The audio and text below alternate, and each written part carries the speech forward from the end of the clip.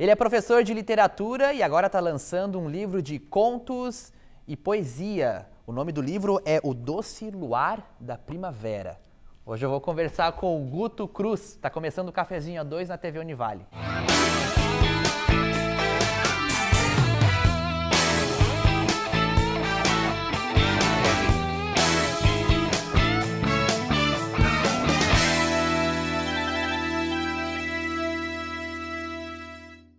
Bom, vamos dar uma olhadinha aqui, né, no livro do Guto, O Doce Luar da Primavera. Muito bonita a arte do livro, eu gostei bastante. A editora que fez tudo, não tem nada a ver com isso. Tu só escreveu, né? Só escreveu, o livro quem fez foi a editora. Tá, isso aqui, ó, você é professor... Primeiro, muito obrigado por estar aqui. Eu que agradeço. Você é professor de literatura lá em Camboriú, né? Isso. Você dá aula para ensino fundamental ou médio? Agora eu tô dando aula para ensino médio. Agora já subiu de nível, então. Não, eu não trabalhei com ensino médio faz tempo, mas exatamente nesse momento. Deve ser mais xarope dar aula para ensino médio, eu né? prefiro, porque daí eu não preciso mesmo, me preocupar com o que eu falo, entendeu? Ah, daí você já fala uma besteira. Eu falo o que eu quiser, a hora que eu quiser, e eles preferem.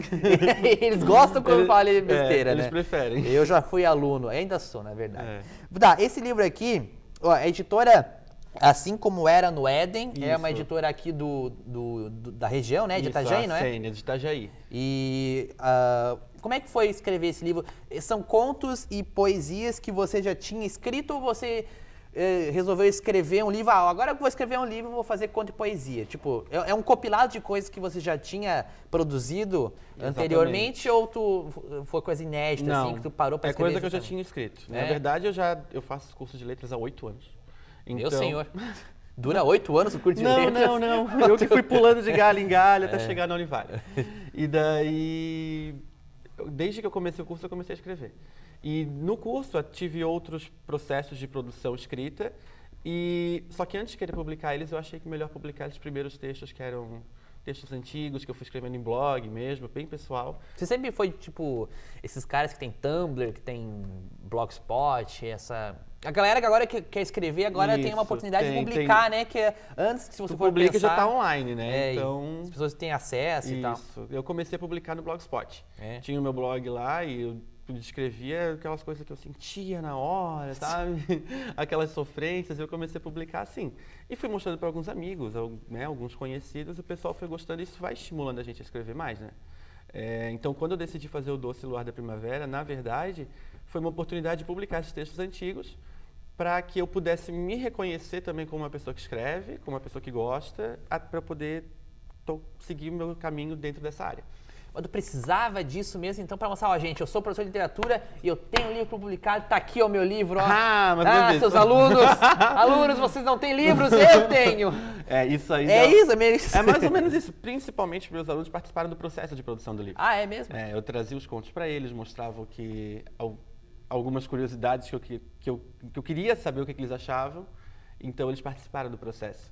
E foi o que eles mais gostaram de ler durante todo o ensino médio, foi esse. Então você é um professor que é gostado pelos alunos, né? Eles gostam de mim.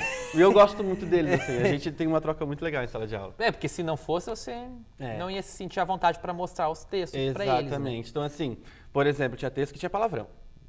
Sei lá, aconteceu uma situação ali, entendeu? Daí, o que vocês acham disso? Pesado ou não para colocar no livro? Pesado, Guto, tira. Então, foi bastante... Eles foram minha curadoria, assim, sabe? É importante, né, ter esse retorno. Até porque eles são meu público-alvo, então... Tu escreve para adolescente? Eu escrevo pra mim. Bem egoísta. Adolescente, né? Eu sou um eterno adolescente. Mas você pensa num público-alvo, então? Não, eu penso em mim. Depois, na hora de publicar, a gente tem que pensar, né? Tudo isso vem à tona, até porque o livro foi contemplado pelo edital da Fundação Cultural, então eu precisei especificar lá um público-alvo e definir os textos que cairia para esse público. Então, quando eu defini isso, eu já levei para os meus alunos e disse, o que vocês acham desse, e desse, e desse. Tá. Então, tudo isso foi compondo as minhas aulas de literatura e foi uma troca muito legal, sabe? Você, por exemplo, mostrava textos teus nas tuas aulas como exemplo, alguma coisa assim ou não? Por exemplo, a gente está falando sobre intertextualidade. Um texto que conversa com outro. Então, eu levava o meu e mostrava como eu fazia para depois mostrar como acontecia na história da literatura para que eles pudessem aprender e pegar o conteúdo.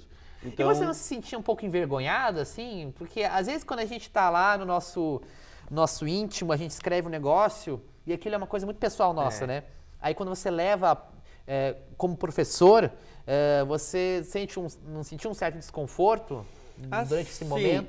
Assim, quando eu comecei a mostrar meus textos, sim, porque tem muita coisa que é muito pessoal, né? Mas é aquela coisa da literatura, né? A gente só não escreve ali e já tá pronto, né? É um troço que tem um trabalho, 10% é inspiração, já dizia o Manuel de Barros, um poeta. 10% é inspiração, o resto é trabalho. Então acaba que a gente tira um pouco da nossa personalidade também com esse processo de adaptação do texto, Porque sabe? explicar de onde vem o texto é um negócio meio chato, né? É, Por exemplo, isso é chato. eu tô lá escrevendo, ó, isso aqui, ó, foi quando eu tomei 5 doses de tequila e acordei semi-nu na praia. Sabe? É uma coisa assim, muito íntima da gente, né? Exatamente. Então, assim, daí na hora que a gente vai compor o livro, por exemplo, tinham livros, textos em primeira pessoa. Sou eu falando sobre mim. Vamos mudar isso aí, vamos botar uma personagem, vamos inventar um enredo diferente e o negócio ganha uma outra vida, uma outra forma e um outro olhar. E daí isso já muda e já tira um pouco do Guto dentro da obra. Coloca um pouco da pessoa que vai ler ali dentro. Isso gera uma intimidade deles com o texto também. Então sai um pouco do meu pé, sabe? Entendi. Mas você precisa estar muito inspirado para escrever? Por exemplo, a inspiração. Você consegue escrever num dia que você não está inspirado? Não. Tipo, mecanicamente dizendo? Não consigo. Até eu tenho um problema bem sério com isso. Porque eu tenho uma coluna de educação no jornal e eu tenho que mandar o texto toda terça. Chega terça, eu escrevo na pressão. Porque eu não consigo parar no final de semana, não. Hoje vamos ler todas as matérias, vamos buscar alguma coisa. Porque eu preciso fazer um estudo para daí botar minha opinião e isso demora muito. É um processo de... Mas são textos de opinião, então? Daí sim, lá Aqui sim. a gente está falando sobre sentimentos. Aí isso é poesia, né? Então é uma coisa do coração. Isso, é uma coisa muito isso. intimista. Tá. Mas então, e nesse caso aqui, para escrever isso, então precisa estar com aquela sofrência, com aquele aprendizado, aquela bad. Aquele domingo à tarde que você está sozinho em casa, Exatamente. ninguém não tem uma alma para você sair. Nada. É horrível, Ninguém me né? responde no WhatsApp. Aquele azulzinho. Ai, aquele azulzinho dói na alma, aquele azulzinho. Né, James? James? O James tá aqui chorando aí, não teve uma sacanagem. Daí, daí continua. Qual texto aqui? Teve coisa que você deixou muito, você reeditou aquilo para ser publicado? Porque você escreve um negócio e fala, pô, mas isso aqui tá muito pesado aqui, eu vou tirar isso aqui, a galera vai causar um certo desconforto. Às vezes o desconforto é bem-vindo, às vezes o desconforto não é bem-vindo. Exato. Teve isso? Teve isso. Tem um texto aí, por exemplo, que é um romance, etc. E o casal, por exemplo, acaba, né, vai além. Só que isso não dá pra colocar num livro, quer dizer, até dá, né? Se a gente for falar em funk, for falar em, né? Se a gente for falar em Bruna Surfistinha. Que não se preocupa com a linguagem, mas eu sou professor, né? Daí sobe uma responsabilidade um pouco mais diferente. Então, é só mudar a linguagem. Então tem essa preocupação de, eu sou um professor, eu não posso escrever. Tem, porque eu tô educando, né? Então, querendo ou não, a gente tem que selecionar o que é melhor para o nosso aluno. Tu sempre quis ser professor? Sempre. Na verdade... eu senti uma dor na alma. Na verdade, assim, quando eu saí no ensino médio, eu queria fazer publicidade, jornalismo, alguma coisa nesse sentido. Esses cursinhos mais ou menos, né? Não, essa área da comunicação. Eu gosto muito da comunicação. Só que... O programa vai ser cancelado, talvez. Né? Corta. Só que daí a minha mãe fez letras, minha irmã fez letras. Lá em casa, desde que eu sou criança, as letras já eram presentes. Então, essa coisa do livro, da poesia, cresceu comigo. Quando eu precisei, né, decidir o curso que eu ia fazer, por que não tentar letras? Essa é uma coisa que eu gosto tanto. E deu super certo. Eu não queria, na real, por causa do salário, a gente sabe que o professor ganha uma miséria, né, que a vida do professor não é fácil, mas eu sou muito feliz fazendo o que eu faço. É mesmo? Então... então por isso que você... então por isso que eu me amarro, assim. São 8 anos fazendo curso, são 8 anos dando aula. E são 8 anos gostando. E você já começou, assim, sem estar formado a dar aula, assim? Eu comecei a dar aula com 17 anos. Meu Deus. Mas é que falta gente, cara. Não tem né? Não tem gente pra dar aula. O pessoal não Aí quer. vai o primeiro que aparece e vai, né? Exatamente. Vai. Deixa o RG aqui e começa a trabalhar Exatamente. Então, assim, já dei aula na Prefeitura de Itajaí, Secretaria de Educação, escolas particulares, porque falta gente. Só que nesse processo de pegar tantas aulas para dar, eu acabei deixando meu curso de lado. Um pouco de lado. A gente vai negligenciando, então por isso você está há 8 anos no curso. Eu comecei na educação à distância, que foi uma desgraça, assim, não que seja ruim. Não aqui na Univale, é bom deixar isso bem claro. Não foi aqui na Univale que ele começou à distância, até porque letras aqui não é à distância. Era no começo, tá? Era no começo, mas foi aqui? Putz! Essa parte Não, você pode cortar. mas o gente. problema é meu, mas o problema foi meu. Ah, é? Não é do curso. O problema Ah, não foi do meu. curso? Não, o problema foi meu, eu não me adaptei. Ah, Eu não me adaptei, tinha acabado de sair do ensino médio. você precisava estar ali Da figura do presente. professor, Aham. sabe? Daquela coisa do dia a dia. A gente precisa disso. E daí, pelo menos eu precisava. Daí acabei de sair do ensino médio. Eu comecei numa educação à distância onde eu não sabia como lidar. Fui levando com a barriga, fui não sabendo, né, como estudar daquela forma. Daí eu saí do curso da Univale para outra instituição, também não deu certo. E quando abriu presencial para a Univale, daí eu vim com tudo. Ah, então vai, pá! Agora vai. Agora vai. Agora vai. Ainda não E foi. deu pra aproveitar alguma coisa? Do quê? Do outro? É. Deu. Eu trouxe algumas disciplinas, aquelas que eu já tinha feito que eu não tinha gostado muito, eu queria fazer de novo. Muitas eu refiz, por prazer mesmo, principalmente a parte da literatura.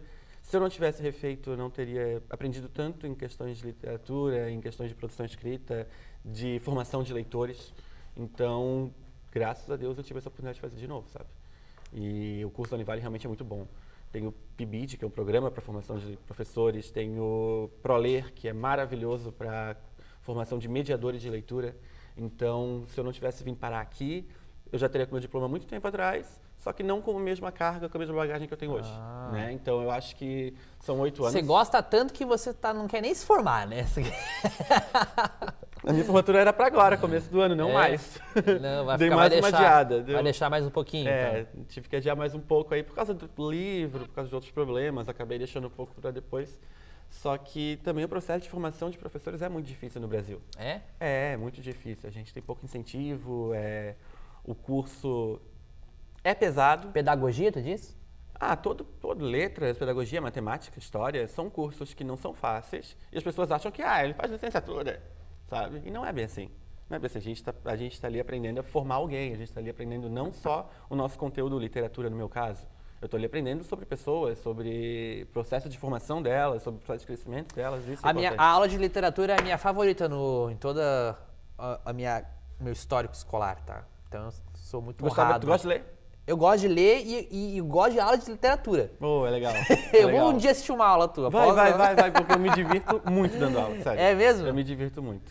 E o aluno, ele sente quando o professor está se divertindo. É. Não dá para enganar o aluno. Não dá. Mas dá pra, aqui ó, o livro dele, ó, dá pra ler o livro dele. Dá pra ler, vai aprender um monte de literatura aqui. O Doce Luar da Primavera, do Guto Cruz. A editora é Assim Como Era no Éden, o nome da editora. É um livro de contos, poesias, um livro muito bacana. A gente tá conversando aqui com o Guto Cruz. Daqui a pouco a gente volta com mais papo. Você não sai daí.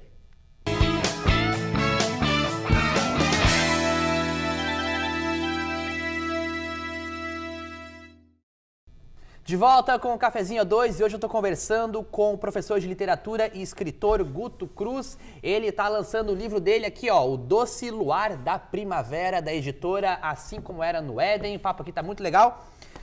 Estávamos falando de ser professor, da carreira de professor, que você tem muita paixão pelo que você faz, né? Como é que é a tua relação com os alunos? Cara, Eles fazem umas festinhas, se chamam assim, te adicionam no Face, que hoje a relação de professor assim, e aluno não é como era antigamente, né? Que era uma coisa mais rígida, mais impessoal. Hoje o professor é um cara brother, assim, tem um lado muito bom. Às vezes deve ter algum lado negativo, eu acredito, mas eu acho que isso só melhora a educação e facilita o processo de aprendizado, né? Assim, quando a gente fala na figura do professor, a gente está falando de uma figura milenar, né? Porque é uma das profissões mais antigas que existem. Só que o mundo mudou e a escola ficou, né? Isso é fato, a escola ainda tem os moldes do século retrasado.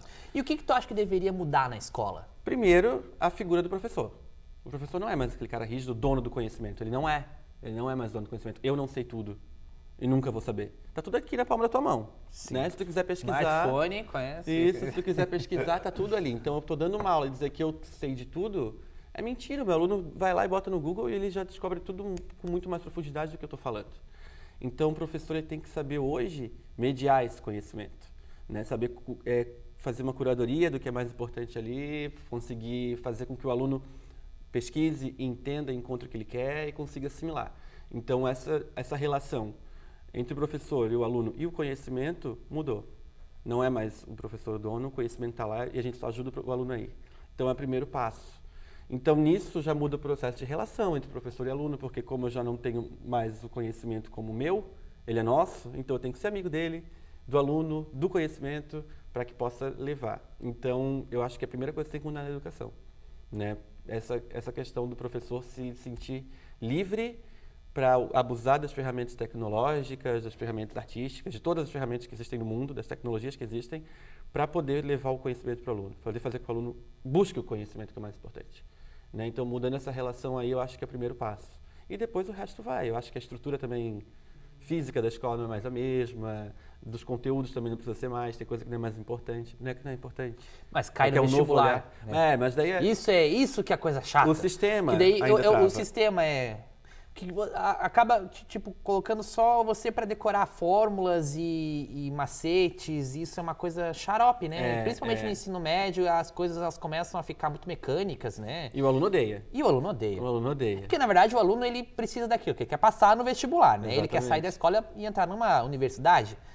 E para isso ele tem que decorar aquilo e às vezes você acaba estudando só para a prova ou só para o vestibular e acaba não absorvendo aquele conteúdo, né? Eu não lembro de muita coisa que eu estudei para passar no vestibular. Exatamente, a gente esquece. E você não também foi, não. Não foi um aprendizado, foi só Uma decoreba. Foi uma decoreba. Então tu não conheceu aquilo, tu decorou aquilo para um determinado objetivo. E aí que se estraga. Mas o que tu acha, por exemplo, das universidades, eles dão a lista de livros lá, você tem que ler os livros para poder responder as perguntas, para prestar a prova. Isso é bom para ti ou é ruim? Obriga as pessoas, querendo ou não, a ler aqueles... Os alunos odeiam. Os alunos odeiam. E assim, eu crio um monte de estratégia inovadora assim, para tentar fazer com que eles leiam um livro, mas eles odeiam. Até fiz um feedback agora de final de ano e eles falaram, valeu pelas tentativas, mas o livro era muito chato. O Curtiço não gostei, era muito descritivo. Cria uma opinião sobre, legal, tudo bem. Eles têm Cria um senso crítico, né? Cria. É bom também. Assim, a gente sabe que esses livros são escolhidos porque contam uma história da literatura, né? Porque eles estão ali para realmente fazer parte da nossa história e ser um lúdico dentro da história de verdade do país. Então, por isso que eles são selecionados. E a gente tem que mostrar isso para o aluno. Só que o aluno tem 15 anos. Ele mal conhece a sua própria história. Ele só conhece a Kéfera. Isso, exatamente. Então, assim, a gente leva um livro de Machado de Assis. Eles odeiam. Mas por quê? Porque eles não conhecem. Então, a gente tem que tentar fazer ele conhecer, etc. E depois, sei lá, na vida ele vai encontrar a oportunidade de barrar com o livro de novo. Mas é bom também o aluno saber o que ele não gosta, né? Saber o que ele não gosta, principalmente. Né? Mas os vestibulares pedem que ele conheça, que ele saiba. Então, a gente tem que apresentar. Mas a gente apresenta. Eu vejo que depois, durante a vida, ele tem a oportunidade de ler de novo. Você sempre teve muita paixão por ler? Desde pequeno. Eu lembro que quando eu era criança eu tinha um livro desse tamanho, assim, grandão, e eu li aquilo em 2, 3 dias e minha mãe ficou tipo, meu Deus. Você lê rápido? Você tem o hábito de ler muito rápido? É que quando eu pego o livro eu gosto de terminar ele, então eu passo madrugada lendo, assim, sabe? E daí às vezes eu acordo no outro dia meio zonzo ainda, porque eu dormi tarde lendo. Quando eu pego eu gosto de terminar de uma vez. Mas é porque a literatura ela tem uma coisa gostosa assim que cria essa paixão. Intimista, né? De companhia, né? Tipo assim, meu... Que a televisão e outros meios, assim, não fornecem pra gente. Os outros meios de comunicação, eles buscam nos entreter, né? Então a gente ri, a gente tá ali prestando atenção vidrado em alguma coisa que está acontecendo. Já no livro, não, tu busca refletir mais. Ele te faz refletir mais, às vezes... Mas também é entretenimento, né? Te entrete, assim, mas faz você pensar, Faz pensar muito mais. Tu pega, tu para uma leitura, tu pensa, daqui a pouco tu volta, já muda a tua opinião de novo, porque o autor, ele tá ali conversando contigo. E é uma pessoa conversando contigo durante horas, né? Então, às vezes, quando eu falo do meu livro, meu Deus, as pessoas que leram, cara, ficaram 3, 4 horas em cima do meu livro. Isso é um tempo muito grande destinado para alguma atividade. E esse tipo de livro aqui, bom, pode falar onde é que pode comprar esse livro, né? Que eu falei do livro, mas eu não falei onde é que compra. Dá para comprar no site da editora. Da editora, assim como era no Éden? O site é Acene, que é a sigla. Acene. Aceneditora.com.br. Tem também ele à venda no shopping de Itajaí, no shopping de Balneário. Aqui na região, né? A gente fez o lançamento semana passada aqui no Teatro Municipal e foi muito legal. Foi muito legal mesmo. Você deu autógrafos, né? Adorei! Você fez aquela coisa, eu sou escritor. Nós fizemos uma peça de contação de histórias do livro. Então, eu fiz contação de histórias na Univale, no Prolê, no Contarte. Então, a gente conseguiu reunir um elenco bem legal, que era do Contarte, uns artistas da região, tipo a Violeta, o Rise, o Coral Univale, performance de circo. A gente, com todas essas múltiplas artes, a gente tentou fazer uma contação de histórias do livro.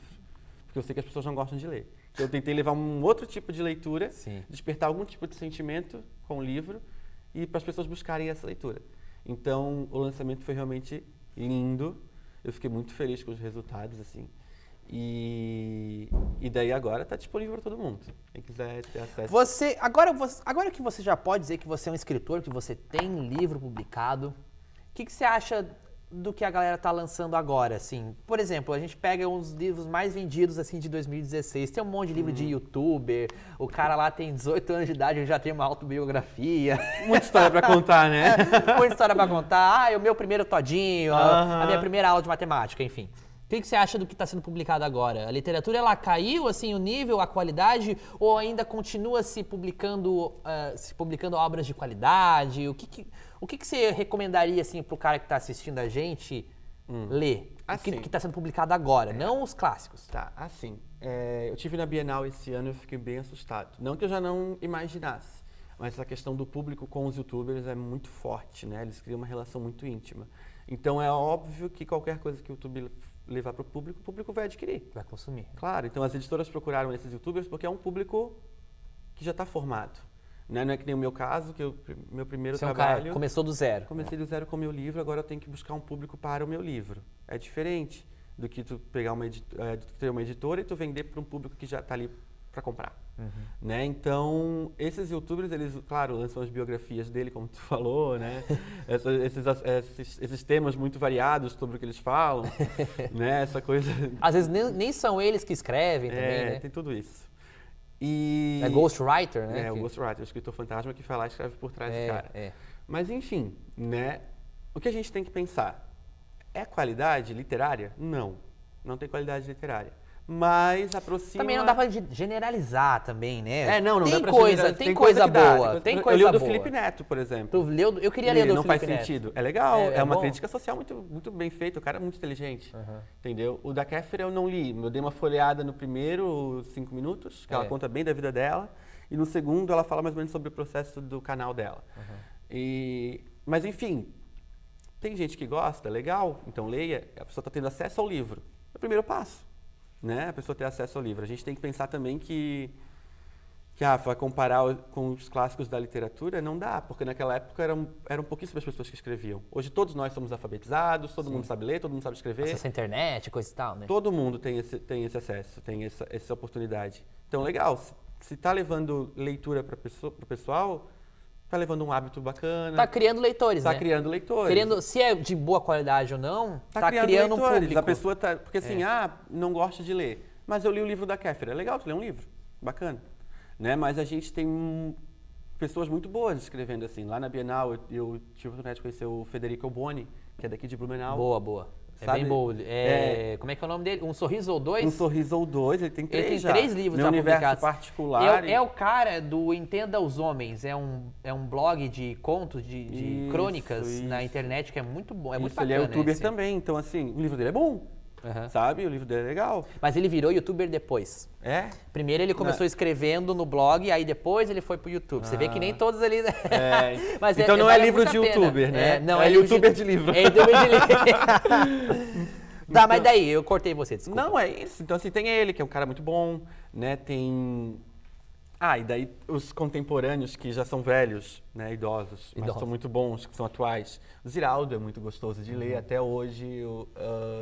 Eu tive a oportunidade de conhecer o Maurício de Souza lá na Bienal também. O cara é fantástico, pensando na Turma da Mônica, que cria leitores desde pequenininhos, assim. Então, tem muita coisa boa sendo produzida, sim. Só que a gente precisa saber o que a gente gosta e ir atrás. Né? A gente precisa conhecer, a gente precisa pesquisar. E não ficar só recebendo as informações que a gente... Que mandam a gente ler por aí, porque nem tudo isso tem qualidade. Me diz um livro pra eu ler, assim. O meu domingo, aquele domingo que a gente falou, aquele domingo depressivo. O Doce Luar da Primavera, né, Lucas? Não, além do seu, que você não trouxe pra mim, você vai levar de volta pra casa esse livro aqui.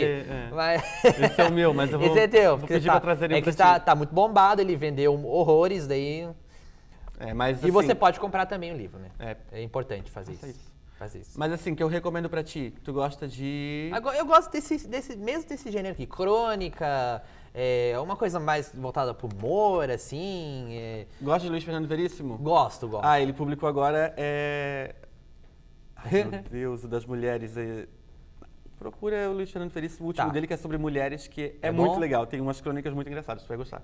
E tu tá preparando outro livro já ou não? Eu tenho um infantil, que vai sair no ano que vem. Tenho uma releitura de Iracema Histórias em Quadrinhos, que foi feita aqui na universidade.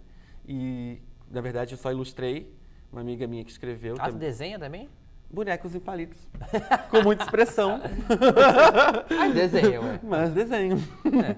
E daí eu ilustrei esse livro, vai sair e Bom, tá bem legal. muito obrigado Lucas, pela tua eu que presença agradeço. aqui. Sempre tá? quis vir tomar um cafezinho contigo. Adorei. O meu cafezinho é muito especial, vocês sabem muito bem disso. Há 3 anos já é muito bacana. Você pode ir lá comprar o livro do Guto, O Doce Luar da Primavera. Eu sempre dou uma olhadinha no título, que eu sempre erro aqui.